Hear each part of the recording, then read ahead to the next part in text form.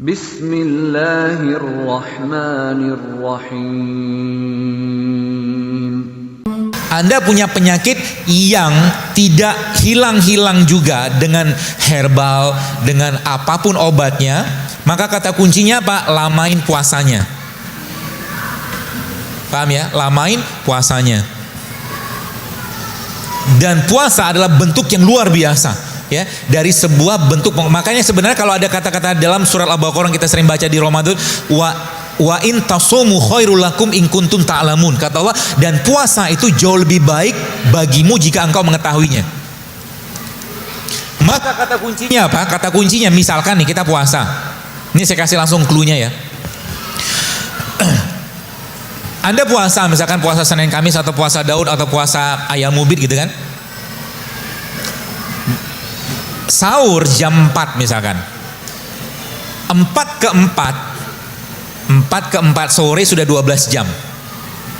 Jadi 12 jam. Jadi sebenarnya ada quote yang lain, selama Anda menzolimi atau selama kita menzolimi dan nyampahin badan kita, selama itu pula kita juga puasa harusnya.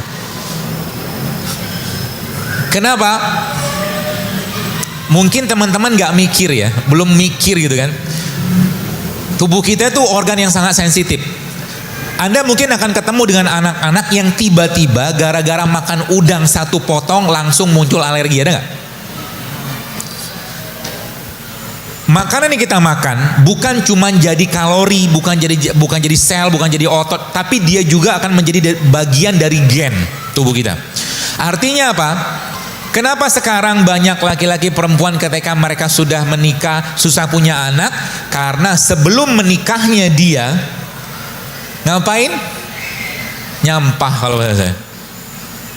Jadi kalau tiap hari si ikhwan atau akhwat ini tiap hari makan yang nggak sehat, maka dia sedang mempersiapkan gen atau generasi yang gennya cacat.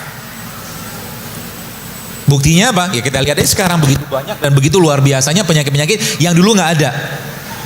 Kemarin saya ketemu dengan pas lagi ke mall, ada keperluan sama istri sama anak-anak, terus ketemu dengan bapak-bapak. Ternyata dia ngikut saya di Instagram, jadi dia cerita panjang lebar. Jadi dia itu waktu menikahnya, sebelum menikah dia sudah hidup sehat gitu kan.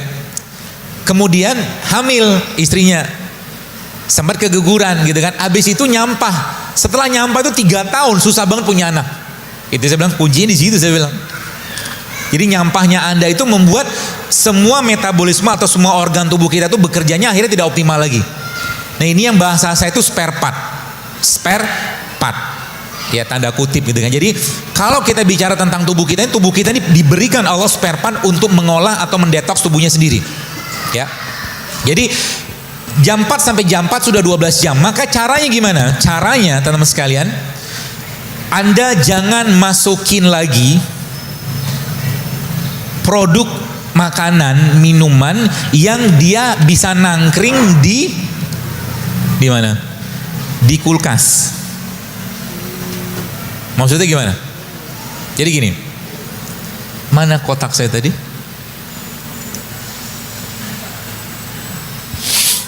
Isi dari kulkas tadi apa? Glikogen kan? Sumbernya apa? Glukosa kan? Artinya sekarang kalau Anda mau mengakses freezernya atau chillernya, maka kata kuncinya apa? Jangan nambahin lagi beban di sel atau otot kita untuk mengurai glukosa yang masuk. Artinya yang Anda makan, yang Anda minum harus rendah kalori. Paham atau enggak? Paham ya? Contohnya rendah kalori apa? Baik.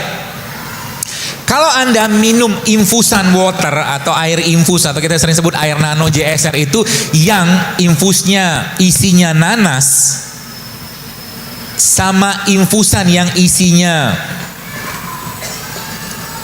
nah ini banyak nih peralatan perangnya. Infusan yang isinya nanas dan infusan yang isinya kayu manis itu beda cerita kalorinya. Kalau infusan yang isi nanas tetap ada glukosa di sana. Itu sebabnya teman-teman yang kalau pagi Anda minum air infusan tadi, infusan nanas bahkan gitu kan, atau semangka, Anda akan kenyang. Anda akan kenyang. Tapi kalau Anda yang Anda makan, yang Anda minum katakanlah pagi-pagi itu misalkan infusannya kayu manis, ketumbar misalkan, atau mungkin jahe, baik itu diseduh atau mungkin di infus gitu, maka Anda mengurangi asupan kalori yang masuk. Paham ya? Karena produk yang dimakan tadi kalorinya rendah. Jadi pagi-pagi itu bagusnya gimana? Pagi-pagi saya katakan sekali lagi kan, pagi-pagi itu sebaiknya mulai sekarang jangan banyak makan. Pagi-pagi sarapan itu mulai sekarang jangan banyak makan. Bagaimana kita ngaturnya? Sederhana sekali teman sekali. Jadi pagi-pagi itu sebenarnya Anda bisa mengkonsumsi beberapa jenis produk makanan, ya, yang dia tidak membebani badan kita. Contohnya apa? Nih, misalkan ini kayak teh hijau. Ini saya bawa sampelnya aja. Ini teh hijau. Teh hijau ini kalorinya rendah nggak? Hampir-hampir nggak ada kalori. Jadi Anda pagi-pagi itu minum teh hijau boleh nggak? Boleh. Nanti lapar nggak? Pasti lapar. Tenang aja. Kalau sudah lapar, maka apa yang Anda kerjakan? Biarin aja. Karena lapar itu biasanya cuma setengah jam. Habis itu tubuh kita akan berubah menjadi singa lapar. Paham? Jadi sehingga nanti apa? Tiba-tiba Anda ngukur berat badan, turun sendiri dia. Kenapa? Yang diakses sama singa tadi siapa? Chillernya. Paham ya? Artinya apa? Artinya, dokter kok mirip keto? Ini bukan keto. Tenang aja, ini bukan keto. Saya ada yang mengatakan, si Zelu Akbar itu katanya fleksitarian. Saya makan daging, kita makan daging karena Rasul makan daging. Kalau keto kan nggak makan buah, makannya buah alpukat doang karena lemak kan. Kalau saya pribadi, ini pendapat saya pribadi, saya tidak menyarankan keto tiap hari. Kenapa? Proteinnya luar biasa tinggi. Kalau nggak ada air yang cukup, ginjal kita jebol juga. Ikutin saja bagaimana pola makannya Nabi gitu loh. Bagaimana Al-Quran mengajarkan gitu kan. Jadi pola makan kita apa? Pola makan Al-Quran gitu kan. Ada buah, ada sayur, ada kacang, ada biji gitu loh. Seperti itu. Jadi pagi-pagi kita ngapain? Pagi-pagi Anda atau kita yang dimakan, supaya nanti persiapan siang harinya baik, maka pagi-pagi jangan makan kalori. Kalau Anda tetap pengen makan kalori pagi-pagi, maka cukup 1-2 potong buah. Tapi tidak di jus, tapi Anda makan, kunyah. Caranya begitu, pagi-pagi. Atau kalau enggak, teman-teman makan biji-bijian, kayak begini. Ini kacang. Bubur kacang hijau dok, boleh.